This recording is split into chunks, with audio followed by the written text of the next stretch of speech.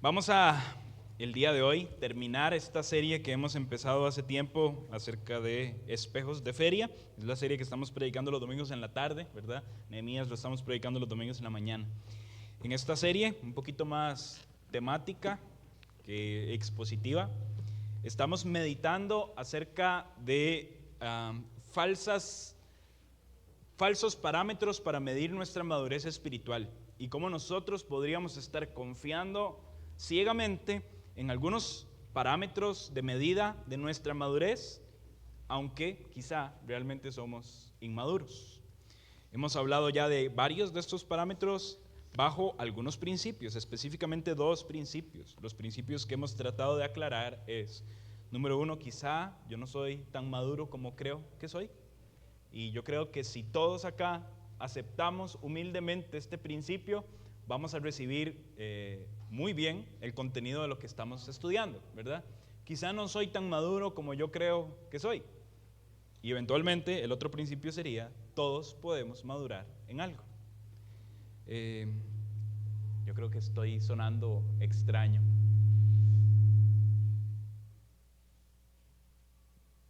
No son las trompetas, hermanos, tranquilos.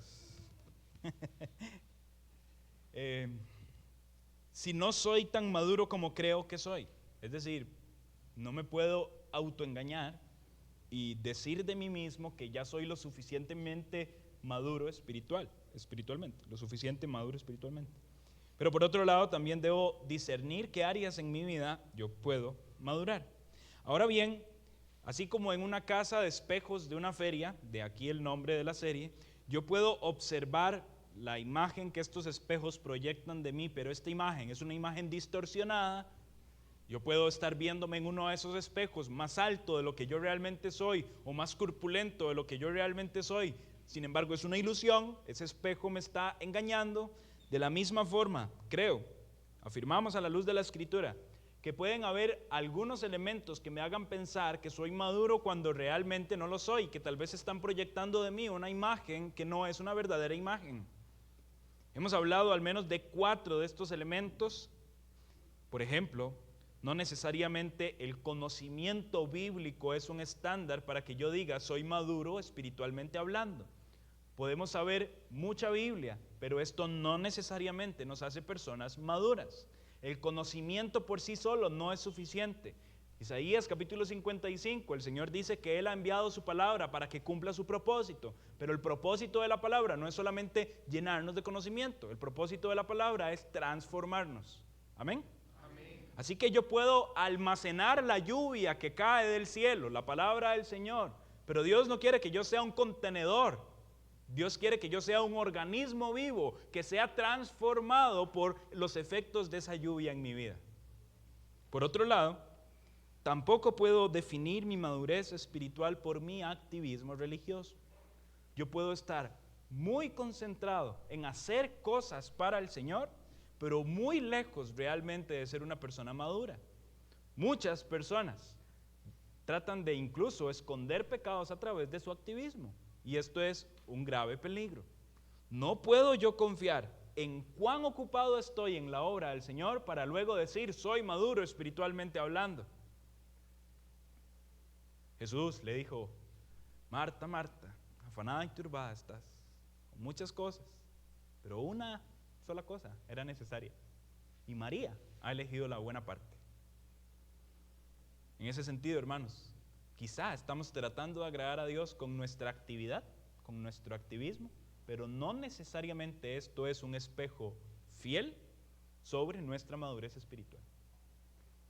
Por otro lado, madurez espiritual, yo no puedo definir mi madurez espiritual por la opinión que otros tengan de mí. Aquí estamos hablando del parecer o del testimonio.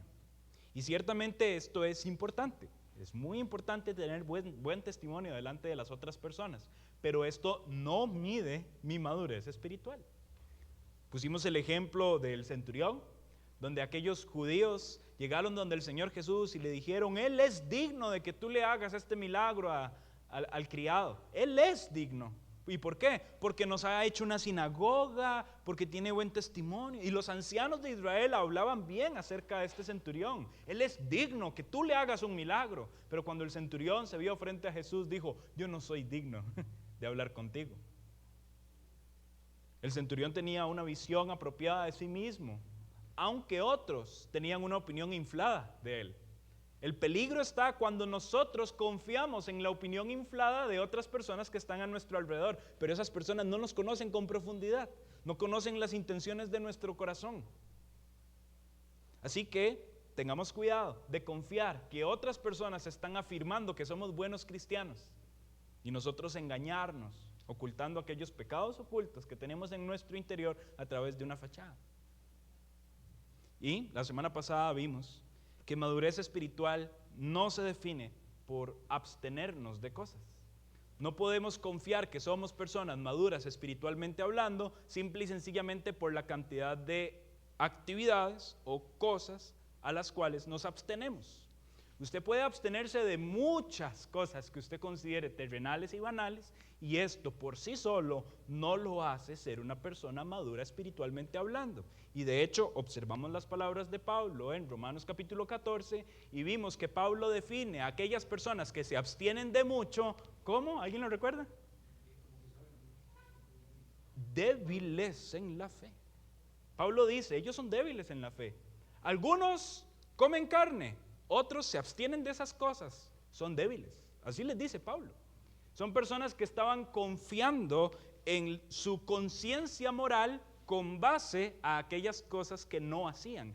Y voy a hacer aquí una aclaración. Esas personas se estaban absteniendo de esas cosas no como los que aparecen en Gálatas, ¿verdad? En Gálatas es otro contexto diferente.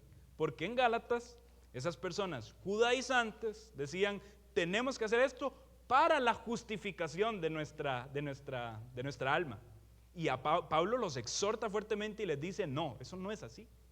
Sin embargo, los de Romanos eran personas ya justificados, creyentes, buenos creyentes, que tenían fe, pero su fe era débil porque todavía tenían el hábito religioso de tener que abstenerse de ciertas cosas para creer que estaban bien delante de Dios. Nosotros estamos bien delante de Dios no por las cosas a las cuales nos abstenemos, sino por los méritos de Cristo. Cristo es el que nos hace estar bien delante de Dios, no aquellas cosas de las cuales nos abstenemos. ¿Esto nos da libertad para pecar? No, definitivamente no. No tenemos libertad para hacer cuanta cosa queramos. La Biblia nos dice explícitamente qué agrada a Dios y qué no le agrada. Pero hay espacios donde algunos de nosotros no tenemos el mandato, el precepto explícito, ponemos una ley humana y nos jactamos de que cumplimos esa ley humana. Definimos nuestra madurez espiritual por una ley humana que nosotros pusimos. Por ejemplo, los fariseos, ¿verdad? Tus discípulos agarran espigas en el día de reposo. ¿Quién puso esa ley? Ellos mismos. Las autoridades religiosas, es una ley de hombres. No se puede sanar en un día de reposo. ¿Quién dijo eso? Pero ellos confiaban que eran maduros espiritualmente por la cantidad de acciones, cosas, etcétera, a las cuales ellos se abstenían. Sin embargo, eran simple y sencillamente cuestiones humanas. Ahora, habiendo dicho todo eso, madurez espiritual no es saber, no es hacer, no es parecer y no es abstener. Yo siento que es muy válida la pregunta de Henry, entonces, ¿cómo mido mi madurez espiritual? Ya me han confrontado muchísimo en que quizá no me estoy midiendo de una manera apropiada y estoy confiando que soy maduro cuando realmente no lo soy. ¿Cómo mido mi madurez espiritual? ¿Puedo yo en algún momento decir, soy un cristiano maduro? Bueno, recordemos a Pablo en Romanos 15 diciendo, nosotros los fuertes. Pablo se consideraba un cristiano maduro, aunque tenía una visión apropiada de sí mismo, porque eventualmente decía que él era el pecador más grande de todos, de los pecadores el primero. ¿Podemos en algún momento de nuestras vidas decir, sí, soy maduro espiritualmente hablando? Bueno, de esto vamos a hablar.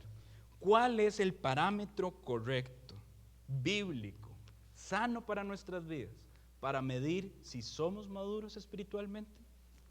Yo diría una sola palabra: transformación. Si yo estoy siendo transformado, yo estoy creciendo en madurez. Transformación. Ahora, esto es una línea muy delgada, porque usted podría engañarse en cuanto a la transformación y decir, si estoy activo religiosamente hablando y antes no estaba activo, wow, Dios me transformó. ¿Me voy a entender?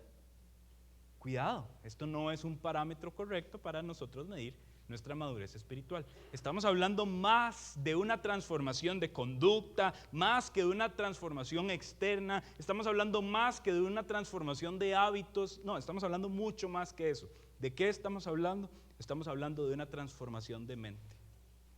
Y para eso, un texto muy famoso, esta semana he estado buceando en este texto como ustedes no se imaginan, ¿verdad? Lo he estudiado mucho. Y yo creo que por ser tan famoso a veces no le prestamos la atención debida, ¿sí? Y hoy vamos a tratar de prestarle atención. Romanos capítulo 12. Romanos capítulo 12.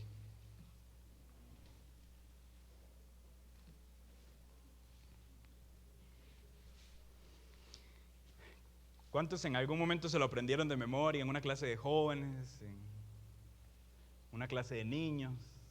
Un texto famosísimo. Romanos 12, 1 y 2. Dice así la palabra del Señor: así que, hermanos, os ruego por las misericordias de Dios que presentéis vuestros cuerpos en sacrificio vivo, santo, agradable a Dios, que es vuestro culto racional. No os conforméis a este siglo, sino transformaos por medio de la renovación de vuestro entendimiento, para que comprobéis cuál sea la buena voluntad de Dios, agradable y perfecta. Es un texto muy famoso. ¿Cómo empieza este texto? Bueno, este texto es un puente entre lo que Pablo dijo anteriormente y lo que Pablo está diciendo a continuación. ¿Por qué? Porque hay un conector al inicio del versículo 1 que dice, así que. Esto es, en conclusión de todo lo que hemos dicho anteriormente, y noten que normalmente las cartas de Pablo tienen una estructura primero teológica y luego práctica. Pablo esboza toda su teología y luego dice cómo puede lucir esto en la vida. Ahora, ya Pablo hizo una gran explicación teológica acerca de que la justificación es solamente por la fe, nada más, solo fe.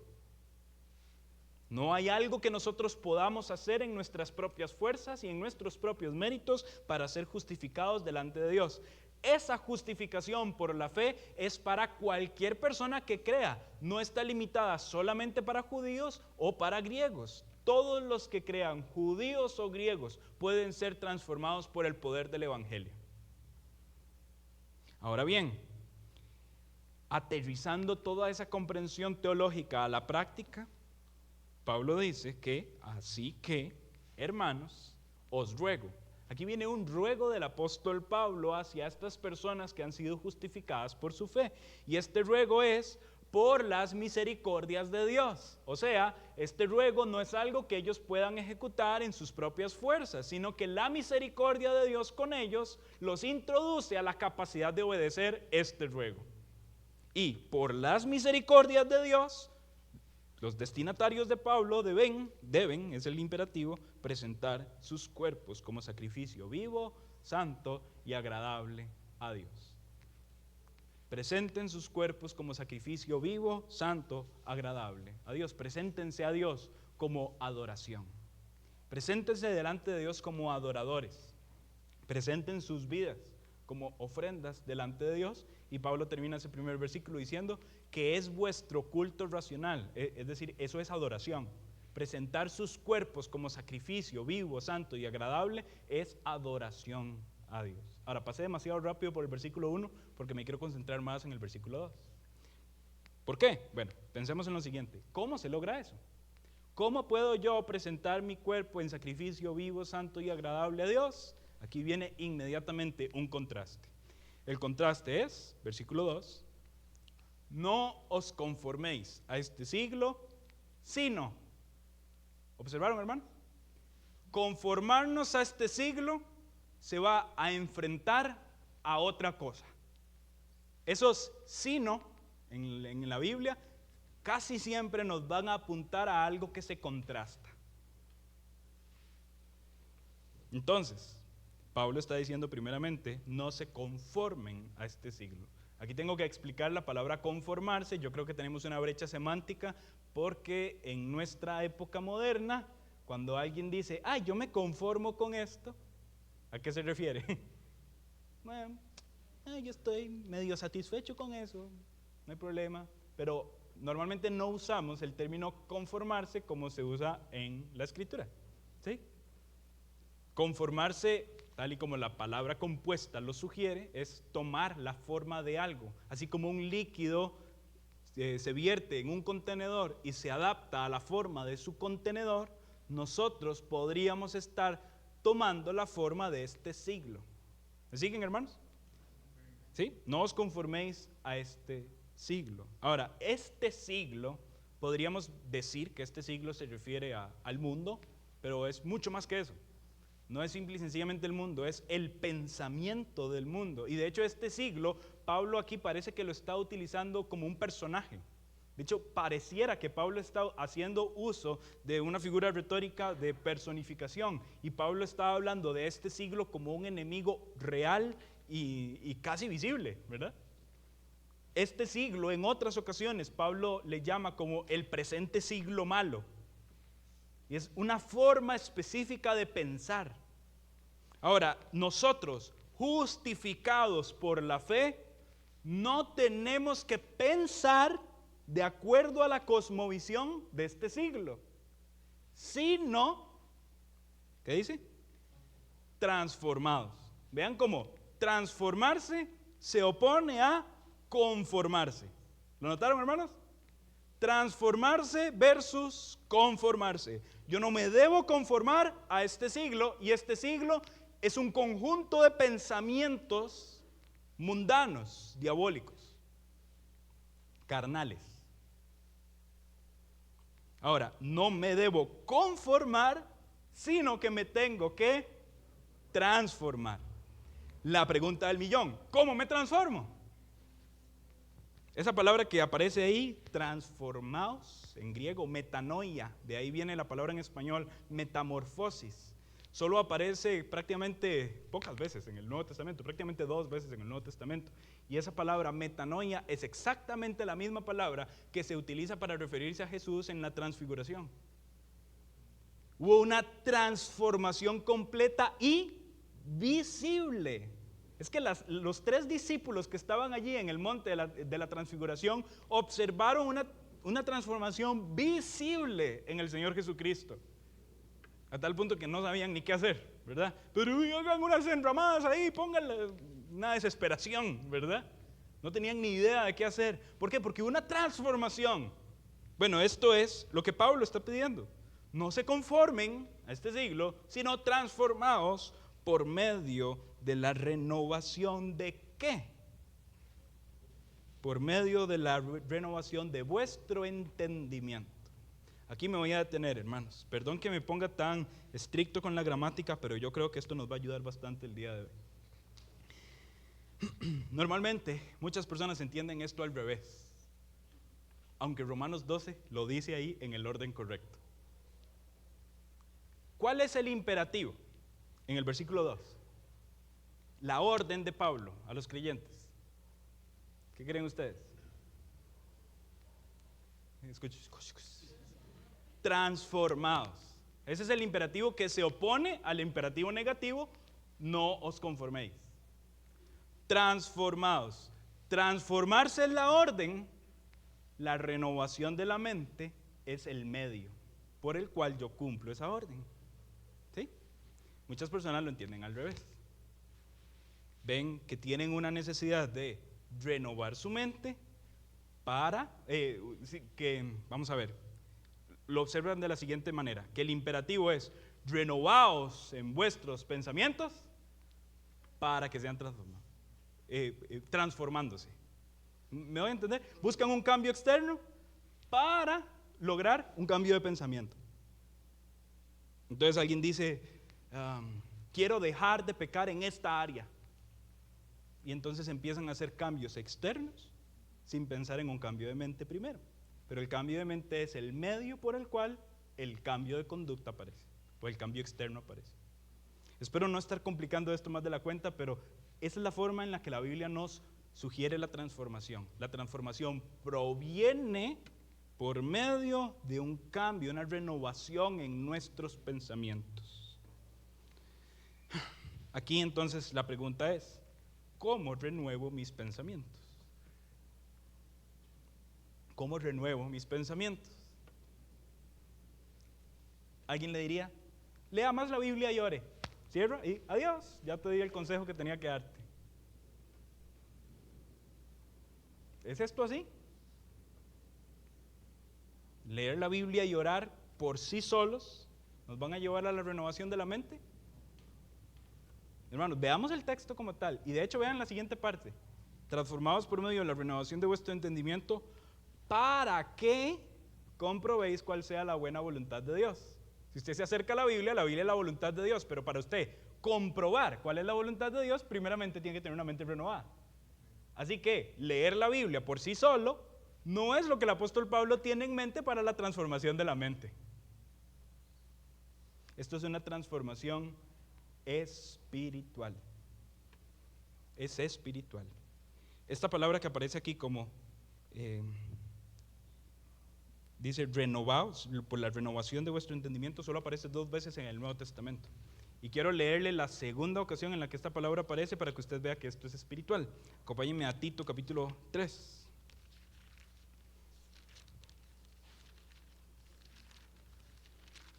Tito capítulo 3.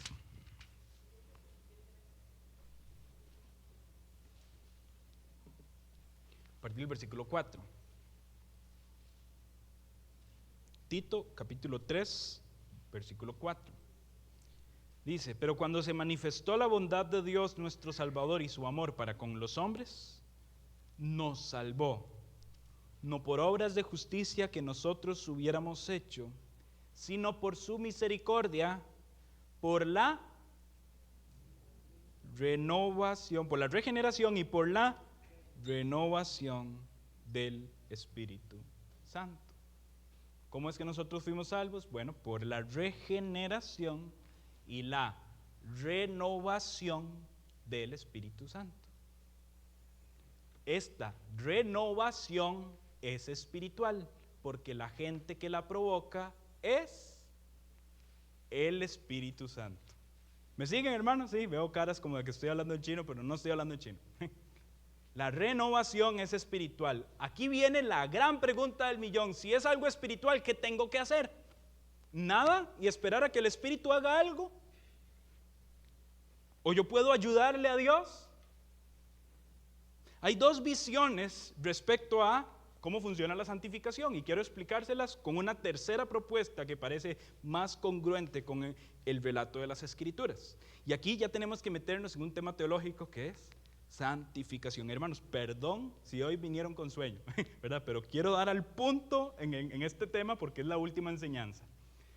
Primero, cuando hablamos de santificación tenemos que hablar en 2 etapas. Número 1, hay una etapa a la que llamamos santificación posicional. Y básicamente, usted antes era alguien que estaba en una posición específica donde merecía la ira de Dios, pero por el sacrificio y la misericordia de Dios a través de Cristo Jesús, por el sacrificio de Cristo, usted fue cambiado de posición y ahora está en una posición donde Dios ya no le ve más como enemigo, sino como hijo. Y eso pasa gracias y por medio de la fe. Amén. Cambiamos de posición. Somos otra persona. Bueno, en nuestra naturaleza sí, hay un cambio de naturaleza, pero en nuestra esencia seguimos siendo la misma persona. Yo no dejé de ser Henry para convertirme en alguien diferente. Yo sigo siendo Henry. Mi naturaleza cambió. Cuando fui salvo, recibí vida. Soy una nueva criatura, amén. Pero soy Henry todavía. Y tenía ciertos hábitos de mi pasada manera de vivir que están impregnados en mi conducta y ciertos pensamientos acerca de cómo yo veo el mundo que todavía están conmigo. Y por tanto, el mandamiento de Pablo en las cartas es congruente. Despojaos del viejo hombre que está viciado conforme a los deseos engañosos y renovaos en el espíritu de nuestra mente.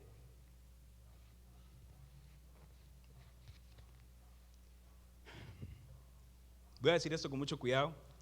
La semana pasada se lo dije muchas veces, ¿verdad? No me tiren piedras, por favor. Si alguien me quiere tirar piedras, espérese al final y que me escuche. ¿Sí?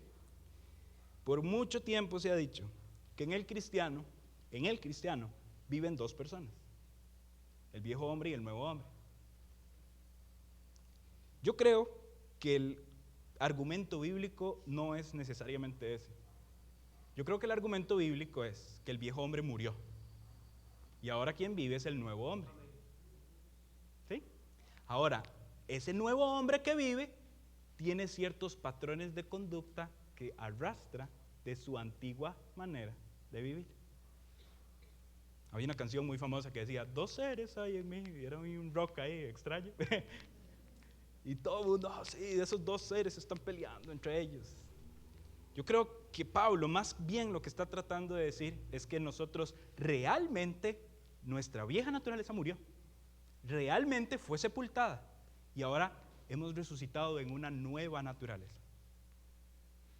Con eso en mente, entendemos que la santificación posicional nos coloca aquí, pero la santificación progresiva, que es la segunda etapa de la santificación, trabaja ya en nuestra mente. Cómo yo empiezo a ver las cosas diferente de como las veía antes, de manera progresiva. Ya yo no voy a estar pensando como antes pensaba, aunque tengo el vicio de pensar así. Sin embargo, Dios, por su Espíritu, me ayuda a pensar diferente. O, en palabras de Pablo, a transformarme por medio de la renovación de mi entendimiento. Esto entonces es espiritual. Ahora, alguien diría, ¿cómo funciona? Hay 2 opciones, tradicionalmente mencionadas y yo creo que ambas equivocadas. Número 1, un monergismo. Esto quiere decir, solo Dios lo hace. El hombre no tiene ninguna participación en su santificación. Es algo que Dios hace. Pero eso es el equivalente a sentarnos en una silla y esperar, Dios, santifícame. La otra opción es sinergismo, lo cual quiere decir, Dios puede hacerlo, pero necesita mi ayuda. Es una sinergia entre Dios y nosotros. Dios puede santificarme, pero necesita mi ayuda. ¿Realmente Dios necesita de nosotros? Hermanos, estamos aquí entonces en un punto donde decimos, ¿y qué creo? Si yo no me puedo sentar simple y sencillamente a que Dios me santifique, tengo que leer la Biblia, tengo que orar para crecer en santidad, ¿sí o no? Amén, sí, completamente de acuerdo con eso. Yo no puedo sentarme simple y sencillamente a que Dios haga algo. A ver, Dios, ya soy tu hijo, por favor, quiero ser más santo que ayer. Pero tampoco puedo decir, esto es tarea mía. Dios no lo va a hacer si yo no me pongo las manos a la obra. Estaríamos diciendo que Dios es incapaz. Bueno, yo creo que aquí no se trata ni de monergismo ni de sinergismo. Yo creo que aquí se trata de energismo. ¿Y a qué me refiero con esto? El Espíritu Santo en nosotros impulsa de manera enérgica nuestras motivaciones y nuestros deseos para que crezcamos en santidad. Esto es diferente al sinergismo. Es diferente. Porque es el Espíritu Santo el que me empuja, me impulsa a que yo tenga deseos, de hábitos y de acciones para crecer en santidad. No es mi propia voluntad que genera ese arranque. El Espíritu Santo es ese motor, esa gasolina que enciende ese motor y me impulsa a eso. Así que la obra finalmente es de Dios, no mía. Dios pone en nosotros tanto el querer como el hacer por su buena voluntad. Amén. Así que ese Espíritu Santo entonces me impulsa. Y cuando yo estoy leyendo la Biblia, no es porque yo soy el súper espiritual que quiero leer la Biblia. No, es porque Dios está obrando en la santificación de mi vida y me está impulsando a aquellos medios que me llevan a la santidad. Es el Espíritu Santo obrando en mí. Cuando yo vuelvo a ver buenas obras en mí, yo tengo que volver a ver al cielo y decir, gracias Dios, porque esto no pudo haber nacido de mí, esto nace de ti. Él me impulsa, entonces Él me energiza. Él no necesita necesariamente mi ayuda, sino que Él me capacita para yo ser una herramienta cooperativa, pero la fuerza es suya. Yo soy solo una herramienta. Mis acciones son solo una herramienta. Él es la fuerza santificadora de los creyentes.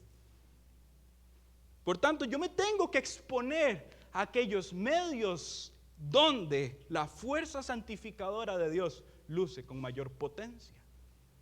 Y hay muchos medios de santificación: la escritura, la oración, el sufrimiento, la comunión unos con otros. El problema es que nosotros veamos eso como esfuerzos individuales, más bien como acciones del Espíritu en mi interior.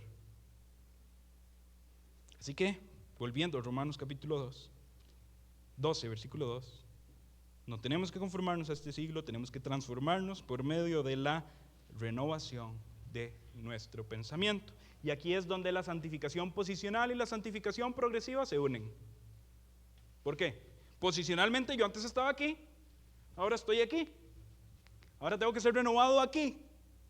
Bueno, ¿esto qué quiere decir? Que sus pensamientos ya no sean los que usted tenía aquí, sino que sus pensamientos sean nuevos, acordes, de acuerdo a la nueva identidad que usted ya posee, que usted piense aquí. No es solo que viva aquí, sino que piense aquí.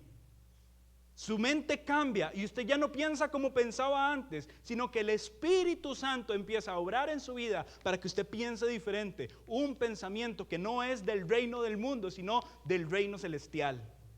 Así que en el mundo el pensamiento es: si alguien pelea contra mí, yo voy a gritarle más fuerte. Pero como yo estoy aquí, yo tengo que renovar mi pensamiento y decir: yo tengo que amar a mis enemigos. Ahora, ¿todos los cristianos aman a sus enemigos porque fueron salvos? No, eso no sucede así, inmediato. Yo tengo que transformarme por medio de la renovación de mi mente. Y yo tengo que empezar a pensar diferente. No lo puedo hacer solo, pero por la gracia del Señor el Espíritu Santo mora en mí. Y es el Espíritu Santo el que me empuja, me lleva a esos pensamientos renovados. Todo esto al final gira alrededor de la dependencia del cristiano en el Espíritu Santo. Dependemos de Cristo y del Espíritu Santo cada día de nuestra vida. Estamos rogándole que nos transforme profundamente, porque entendemos que la transformación proviene de Él. Así que dependemos profundamente de Él por medio de un cambio de nuestros pensamientos. No es suficiente querer cambiar lo externo. Primero tiene que haber un cambio en lo interno, y el Espíritu Santo es el que energiza este cambio. Yo sé que estoy hablando de una manera un poquito más profunda que las otras enseñanzas. Voy a tratar de hacerlo simple con una ilustración. Voy a poner aquí a mi hijo. Cuando él crezca va a decir: papá, ya deja hablar de mí, pero voy a aprovechar que todavía está pequeñito. Felipe, desde antes de nacer, tenía el hábito de chuparse sus deditos, ¿verdad? Ahí se los chupaba y todo el mundo primero: ¡ay, qué ternura, qué lindo! Por allá anda otro chiquito que chupa deditos igual que Felipe, ¿verdad? Y ahí estaba Felipe chupándose los deditos. 1 año, 2 años, 3 años, 4 años, y ya entonces, se está chupando demasiado los dedos, ¿verdad? La dentadura puede tener serias afectaciones. Se le pueden torcer sus dientes. Felipe, no se chupa los dedos. Y al rato tenía sueño, se chupaba los deditos. Y así por mucho tiempo. Un día, mi esposa funciona como ese poder energizador. Se mete a Google y busca fotos de dientes torcidos. Le dice: Felipe, ya no haga eso, porque vea cómo le quedan los dientes a los chiquitos que se chupan los dedos. ¿Usted quiere sus dientitos así? Felipe: no. Bueno, eso le pasa a los chiquitos que se chupan sus dedos. Hermanos, fue inmediato. De verdad, ni siquiera les puedo decir que ahí hubo una lucha o algo. No, fue inmediato. Ese chiquito dijo: jamás me voy a volver a chupar los dedos. Incluso hoy vacilamos y cuando lo estamos durmiendo: ay, chúpese los dedos como cuando estaba chiquitito. No, se me tuercen los dientes, ¿verdad? Y ya no se chupa los dedos.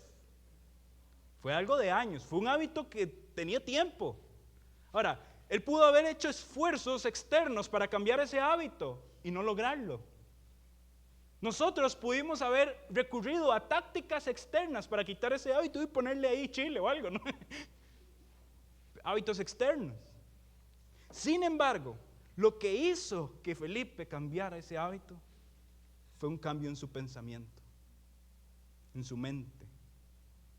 Antes él pensaba que chuparse los dedos era para la gratificación y el bien de su vida.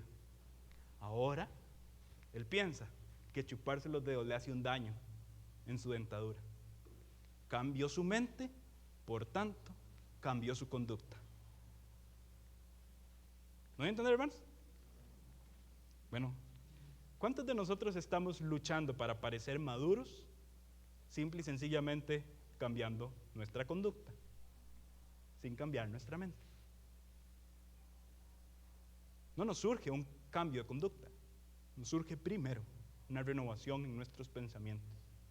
Y esa renovación proviene del Espíritu, que funciona como ese poder energizador que nos lleva a la comprensión que en esta nueva identidad soy un niño de 4, casi 5 años con dientes. En esta nueva identidad, eso que yo hacía antes no me conviene. El Espíritu me convence de eso, me lleva a las evidencias que me convencen de eso. No una fotografía de una dentadura, sino a la Escritura misma, que es la evidencia máxima que yo necesito renovar mi mente. Y eventualmente, yo que tengo una nueva identidad, que ya soy una persona diferente a quien era antes, entiendo que lo que yo hacía antes para mi placer, hoy no me conviene. Porque en esta identidad, eso que yo antes hacía, me daña. Y esto provoca transformación. ¿Cómo ocurrió esa transformación? De nuevo, cambio de mente. Nuestro pensamiento cambió. Entiendo y pienso conforme a la nueva realidad en la que ahora vivo, y pensando de acuerdo a la nueva realidad en la que ahora vivo, mi conducta cambia. Dice Pablo, por ejemplo, el que hurtaba, no hurte más, sino trabaje. Cambió de pensamiento. Hey, usted antes hurtaba, pásese aquí, usted es un hijo de Dios, hurtar ya no le conviene. Ahora, como hijo de Dios, ¿qué le conviene? Trabajar. Y así le puedo mencionar un montón de ejemplos donde el cambio de mente es el principal agente de la transformación. Y ese cambio de mente ocurre por el poder del Espíritu Santo. Por eso estamos seguros que los cambios verdaderos y duraderos solo pueden provenir del Espíritu de Dios, no del esfuerzo humano. Me llama la atención que Pablo a todo esto dice, esto es vuestro culto racional. Esto es adoración. Usted está adorando a Dios cuando hace esto. Y por otro lado, lograr esa transformación a través del cambio de pensamiento va a llevarnos a una consecuencia. ¿Para qué? Comprobéis cuál es la buena voluntad de Dios, agradable y perfecta. Dios, quiero conocer tu voluntad. Dios, muéstrame tu voluntad. Dios nos está diciendo en Romanos 12, primero cambie su mente. Que el Espíritu primero potencie sus acciones y sus motivaciones para que su mente sea distinta y usted ya no piense como pensaba antes. Y ahí usted va a comprender la buena voluntad de Dios, agradable y perfecta. Porque no podemos comprender la voluntad de Dios con una mente terrenal. Dice la Escritura, el apóstol Pablo, que para el hombre natural las cosas de Dios son locura. Así que con una mente natural o con los pensamientos viciados a el siglo malo, yo no puedo comprender la voluntad de Dios. Yo necesito una renovación en mi mente para comprender la voluntad de Dios. Por eso les decía al inicio, leer la Biblia por sí solo. No estoy diciendo que no sea importante, pero leer la Biblia por sí solo no lo va a hacer maduro. Usted puede estar leyendo cosas que no entiende. Y ahí pasando las páginas y no entiendo nada, pero por la acción de leer yo voy a cambiar. No, esforcémonos por medio del Espíritu Santo que prometió guiarnos a la verdad, ver qué es lo que la Biblia me dice. ¿Para qué? Para que mi pensamiento cambie, para que yo me posicione aquí y ahora sí, yo me acerco a la Biblia y digo, ah, esta es tu voluntad. Porque tengo una mente renovada.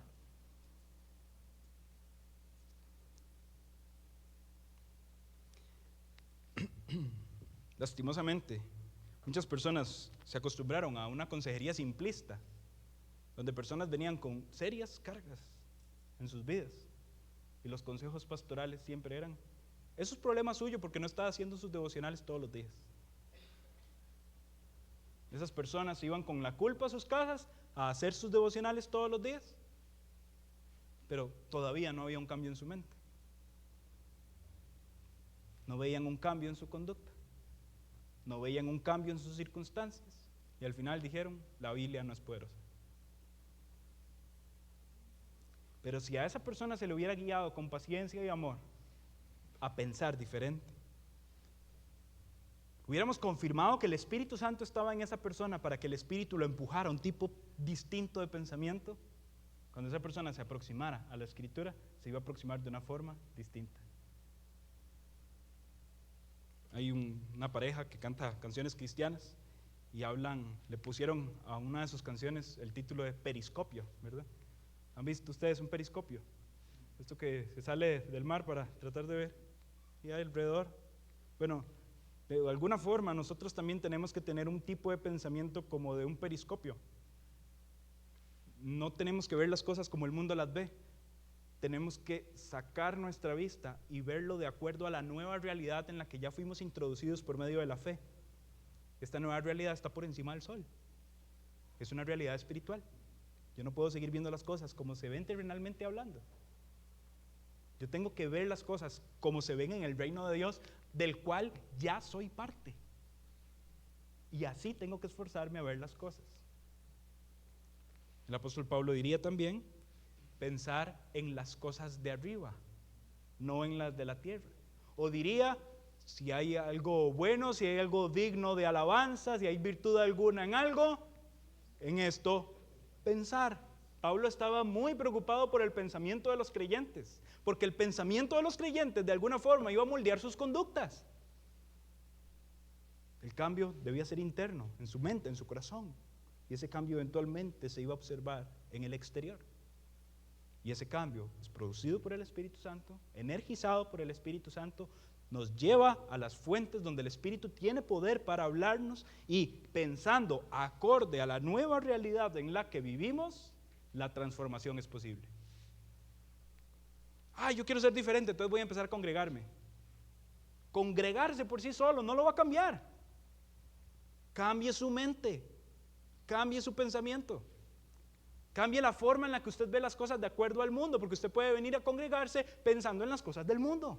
Usted puede leer la Biblia pensando en las cosas de este siglo, conformándose a este siglo. Usted puede ser un materialista, usted puede ser un consumista mientras se congrega y lee la Biblia. Usted tiene que cambiar su forma de pensar. Y hermanos, yo no sé si ustedes están tan satisfechos y asombrados como yo lo estoy, pero todo esto es solo 2 versículos. Son solo 2 versículos que nos están dando una clave para la vida que nosotros decíamos: me hubieran dicho antes, ¿verdad? Empecemos a trabajar arduamente entonces, porque el Espíritu que está en nosotros nos utilice como una herramienta cooperativa en sus manos, para que nosotros nos aproximemos a aquellos medios en los que el Espíritu puede obrar para el cambio de nuestra mente.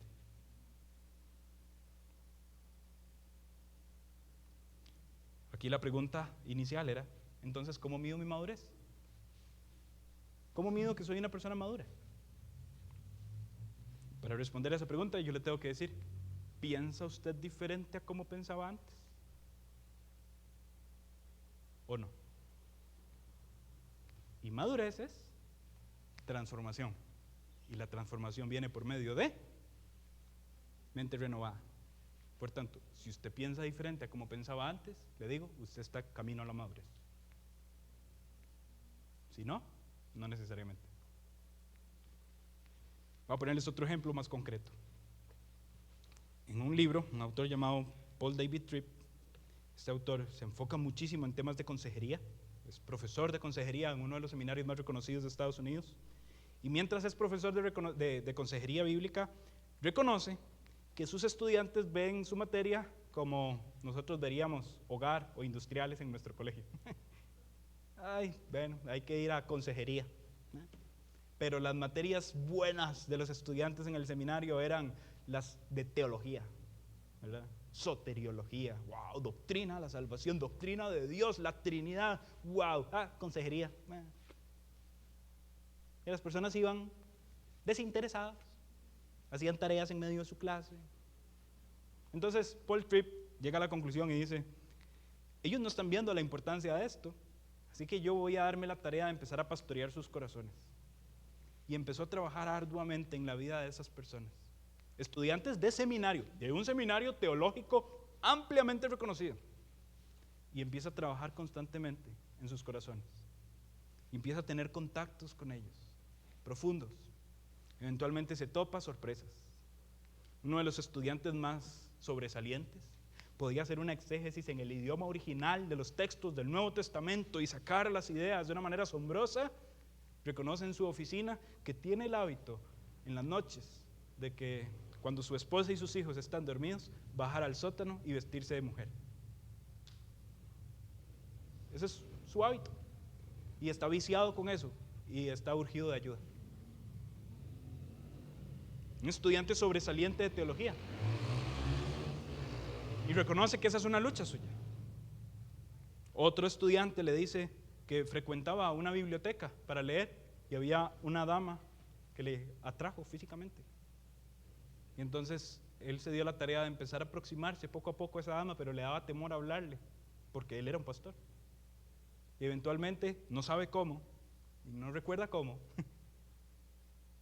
la dama salió de la biblioteca y él salió tras ella, y la siguió, y la siguió, y la siguió, al punto en que él se vio en la puerta de la casa de esa mujer y retrocedió porque no sabía qué estaba haciendo. ¿Qué pasó ahí? Yo creo que no había transformación. No había una mente renovada.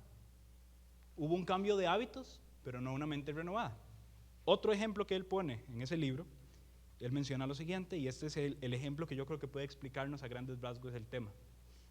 Él habla de una persona, un hombre, físicamente atractivo, y que tenía la tendencia de ser un mujeriego. ¿Sí? Era la tendencia de su vida antes de Cristo. Conquistaba a muchas mujeres, se jactaba de todo lo que él podía obtener de ellas a través de sus palabras persuasivas y su apariencia física.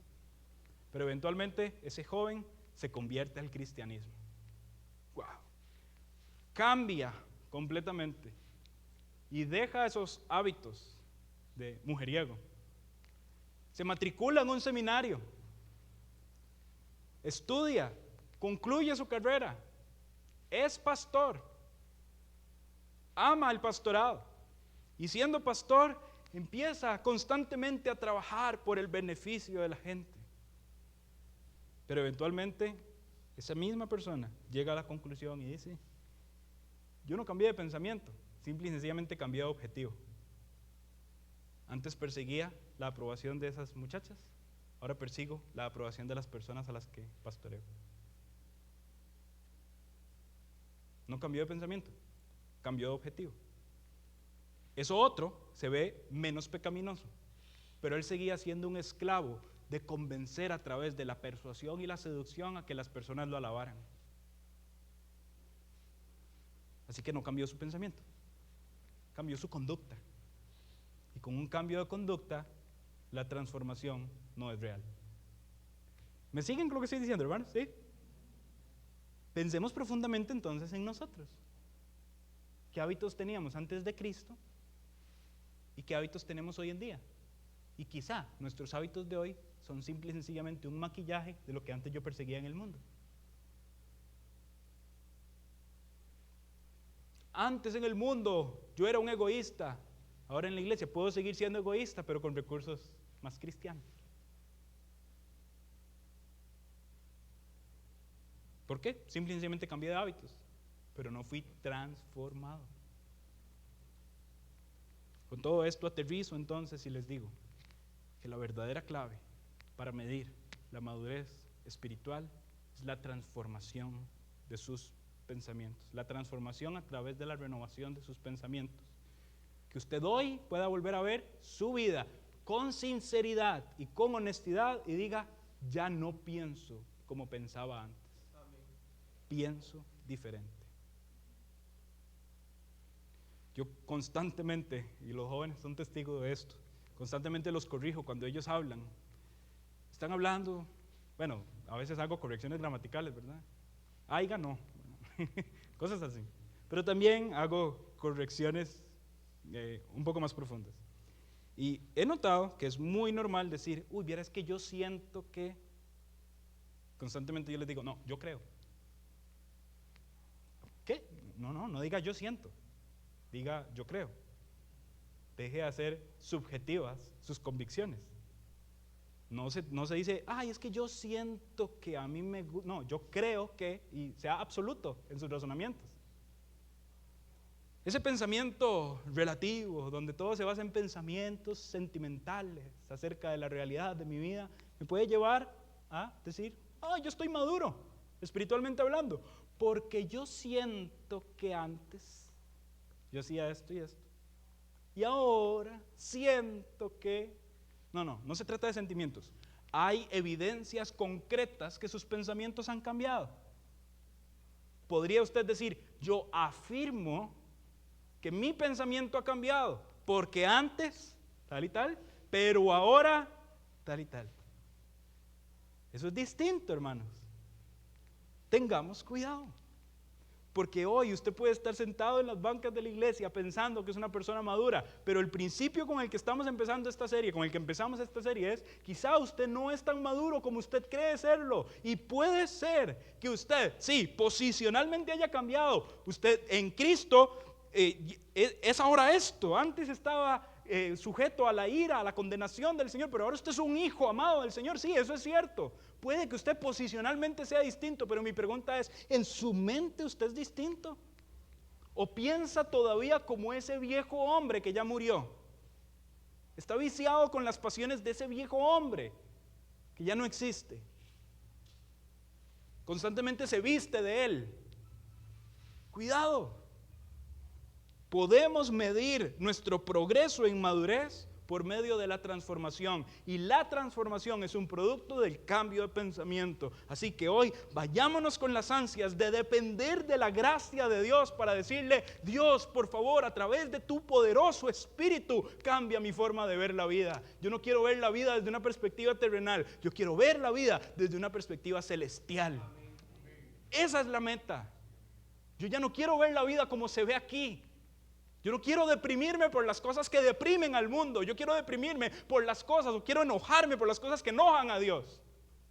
Yo no me quiero enojar por las cosas que enojan al mundo. Yo me quiero enojar por las cosas que enojan a Dios. Yo no quiero amar las cosas que ama el mundo. Yo quiero amar las cosas que ama Dios. Eso es diferente, hermanos. Pero ¿cuántos de nosotros hoy todavía amamos las cosas que el mundo ama? Odiamos las cosas que el mundo odia. Se necesita un cambio de mente, y ese cambio de mente se obtiene a través de una dependencia en el Espíritu Santo que habita en nosotros, que es Él quien puede lograrlo.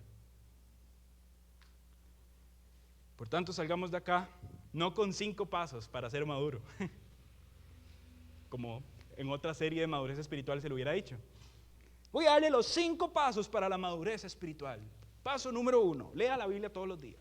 Paso número 2, sirva activamente en la iglesia. Paso número 3, esfuércese por dar buen testimonio. Y paso número 4, absténgase de todas las cosas del mundo. Todos esos son falsos espejos. Es diferente, ¿verdad? Se trata de un cambio de mente, y este cambio de mente se obtiene en dependencia del Espíritu Santo. Amén, hermanos. Mi deseo es que nos vayamos a nuestras casas dependiendo del Señor a través de su Espíritu. Porque el cambio es posible gracias a la muerte, sepultura y resurrección de Cristo, quien mató al viejo hombre. Él fue crucificado juntamente con Cristo. ¿Se recuerdan ese texto? Ese viejo hombre murió. Yo ya soy una nueva criatura, una nueva identidad. Pero ahora mi mente tiene que pensar en correspondencia a mi nueva identidad. Y tengo que progresar en este cambio de mente para la transformación de mi vida. Amén, hermanos. Amén. Vamos a terminar orando al Señor. Dios, Padre bueno, sabemos que nos has aproximado a un tema quizá algo específico, quizá algo profundo, pero al mismo tiempo nos estamos esforzando por hacerlo simple en la aplicación de tal tema en nuestra vida espiritual. Y reconocemos con humildad que quizá estamos confiando que somos maduros por medio de estándares de medición equivocados. Y te pedimos perdón. Quizá nos conformamos con una vida en el cristianismo, pero nuestras mentes todavía no piensan de una forma cristiana. O hay aspectos de nuestras ideas y pensamientos que todavía están viciados a nuestra pasada manera de vivir, nuestra pasada manera de pensar. Señor, hoy venimos en dependencia de tu Santo Espíritu que mora en nosotros, para que por el poder de tu Espíritu tú renueves nuestros pensamientos para la transformación de nuestras vidas. Queremos depender de ti, Señor. No queremos estar falsamente satisfechos con algo que parece tu voluntad, pero no es tu voluntad. Queremos examinar nuestros corazones de manera profunda. Hoy, Señor, ayúdanos a ser más sinceros acerca del estado de nuestra espiritualidad. Ayúdanos a ir a nuestras casas y hacer una reflexión más profunda acerca del estado de nuestra espiritualidad. No permitas, Señor, que sigamos cautivos a una manera de pensar propia del viejo hombre que ya murió. Ayúdanos a cambiar. Señor, te alabamos porque nos aproximaste a este tema por alguna razón. Tú querías que tu iglesia escuchara este tema por alguna razón. Y te pido de manera colectiva que Templo Bautista de Tibás sea una iglesia madura por medio del poder de tu Espíritu Santo. Te lo pido, Señor, porque tú eres poderoso para hacerlo. Energiza nuestra voluntad y ayúdanos a hacer herramientas cooperativas en tus manos. No porque creamos que tú necesites ayuda, sino porque entendemos que el poder proviene de ti, pero tú utilizas nuestras acciones como una herramienta para nuestro crecimiento. Por favor, Señor, ayúdanos. Gracias por esta serie que pudimos destinar para este tema y te pido que logre el propósito que tú quieres lograr en el corazón de tu iglesia. No permitas que nos conformemos a este presente siglo malo. Ayúdanos a transformarnos a través de la renovación de nuestro entendimiento. Entendemos que eso es adoración, eso es culto racional. Y sabemos que así podremos comprender tu buena voluntad, agradable y perfecta. Ayúdanos, por favor, Señor. Nos ponemos en tus manos y también pedimos que nos lleves con bien a nuestras casas. En el nombre de Cristo Jesús. Amén.